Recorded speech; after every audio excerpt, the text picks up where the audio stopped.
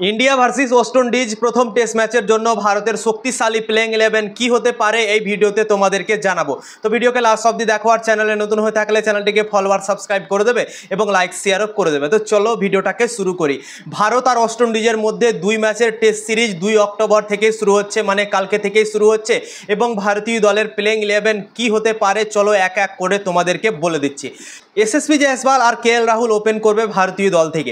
England সিরিজেও এই দুজনই ওপেন করেছিল এবং অসাধারণ দুর্দান্ত পারফরম্যান্স করেছিল। তো এই দুজনই ওপেন করবে ভারতীয় দল থেকে। 3 নম্বরে সুযোগ পেতে পারে সাই সুদর্শন। সাই সুদর্শন আইপিএল 2025 সালে দুর্দান্ত পারফরম্যান্স করেছিল এবং তাই জন্যই সে টেস্ট ক্রিকেটে সুযোগ পেয়েছিল ভারতের দল থেকে। ইংল্যান্ডে তাকে নিয়ে যাওয়া হয়েছিল এবং ইংল্যান্ডে সে একটা 50 করতে পেরেছিল।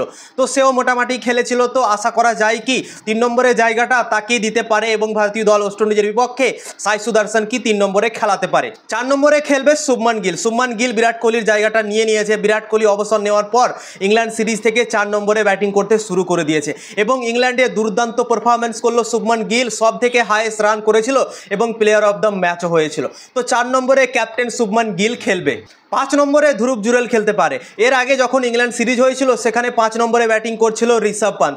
ঋষভ পান্ত চোটের জন্য এখনও ভারতীয় দল থেকে বাইরে আছে। তো ঋষভ পান্তের জায়গায় ব্যাটিং করতে পারে ধ্রুব জুরেল এবং ধ্রুব জুরেল উইকেট কিপার করতে পারে ওয়েস্ট ইন্ডিজের বিপক্ষে প্রথম টেস্ট ম্যাচে। তো 5 নম্বরে ধ্রুব জুরেল খেলতে পারে, ব্যাটিং উইকেট কিপার করতে পারে। 6 নম্বরে রবীন্দ্র জাদেজা। রবীন্দ্র জাদেজা দুর্দান্ত পারফরম্যান্স করেছিল ইংল্যান্ড সিরিজে। ইংল্যান্ড সিরিজে তার যতই তারিফ করব ততই কম। ভারতীয় দল যে সিরিজ ড্র করতে পেরেছে একমাত্র রবীন্দ্র জাদেজার জন্য। রবীন্দ্র জাদেজার অনেকটা কন্ট্রিবিউশন ছিল সেই সিরিজে। রবীন্দ্র জাদেজা 6 নম্বরে ব্যাটিং করতে পারে। 7 নম্বরে খেলতে পারে নীতিশ কুমার রেড্ডি। নীতিশ কুমার রেড্ডি বোলিং ব্যাটিং দুটোই করে এবং 7 নম্বরের জায়গাটা খুবই ইম্পর্টেন্ট।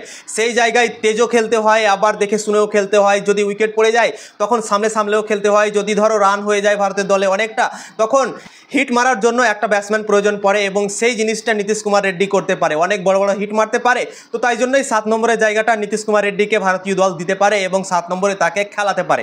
8 নম্বরে অক্ষর প্যাটেলকে খেলাতে পারে। অক্ষর প্যাটেল ভারতীয় দলে আবার সুযোগ পেয়েছে, কেননা ইংল্যান্ডে গিয়েছিল ভারতীয় দল 5টা টেস্ট ম্যাচ খেলতে।